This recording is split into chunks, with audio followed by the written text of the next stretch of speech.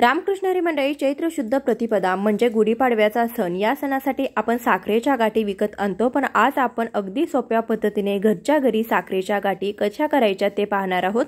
फक्त 5 मिनिटात आपल्याला साखरेच्या गाठी तयार होतात। यासोबत 3 सोप्या पद्धती मी तुमच्यासोबत शेअर करणार आहे।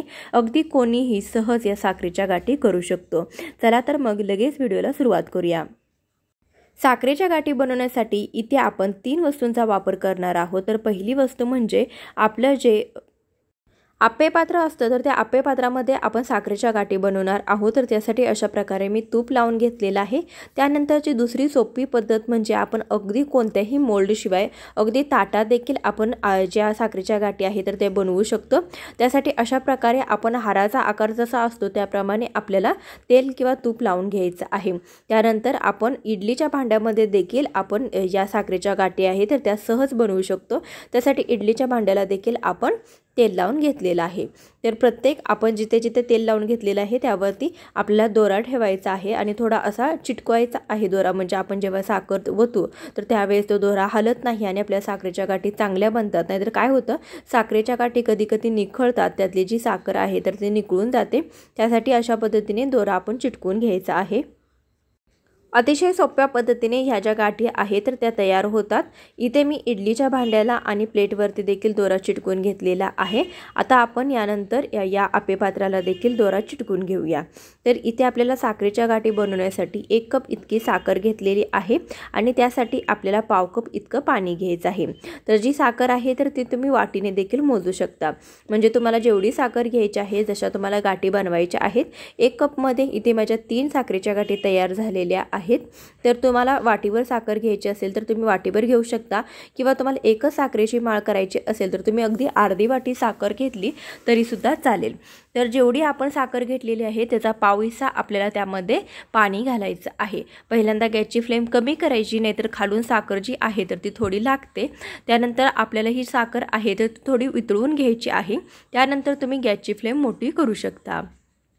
तर इथे बघा आपली साखर जवळपास वितळलेली आहे। तर अजून आपल्याला थोडा वेळ हा जो पाक आहे तर तो शिजून द्यायचा आहे।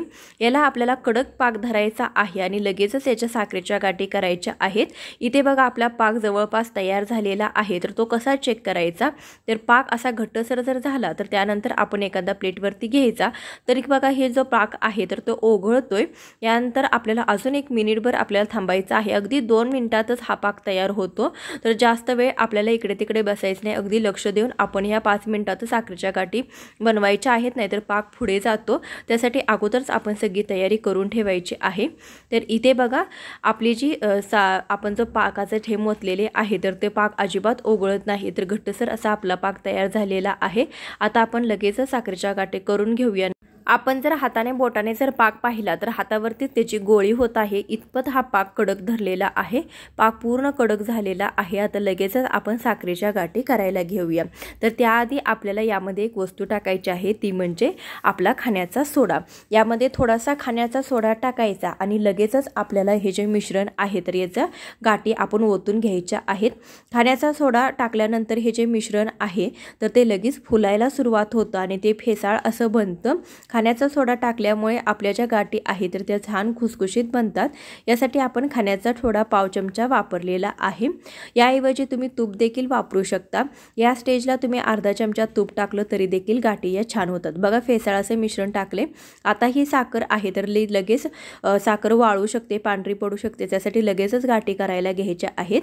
आपण जे साखरेच्या गाठी बनवण्यासाठी जे आपण वस्तू वापरलेले आहे त्यामध्ये अशा प्रकारे थोडं थोडं मिश्रण फटाफट आपण ओतून घ्यायचं आहे, कारण की हे जे मिश्रण आहे तर ते लगेचच काही सेकंदातच थंड होतं। इथे बघा 2-3 मिनिटांनंतर आपल्या ज्या साखरेच्या गाठी आहेत तर त्या तयार झालेल्या आहेत। अगदी 5 मिनिटांतच हा जो पाक आहे तर तो सुकतो आणि आपल्या साखरेच्या गाठी तयार होतात। भांड्याला तूप लावून घेतल्यामुळे ह्या ज्या गाठी आहेत तर त्या सहज निघतात। तर इथे बघा आपल्या छान अशा साखरेच्या गाठी तयार झालेल्या आहेत। यासाठी कोणतीही एक्स्ट्राची मेहनत घ्यावी लागत नाही किंवा कोणतीही तयारी करावी लागत नाही, अगदी सहज या साखरेच्या गाठी तयार होतात।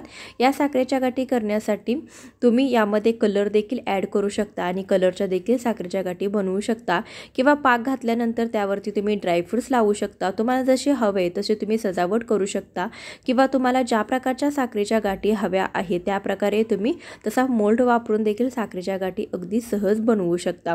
तर सर्वात सोपी पद्धत म्हणजे ताटामध्ये साखरेच्या गाठी करणे।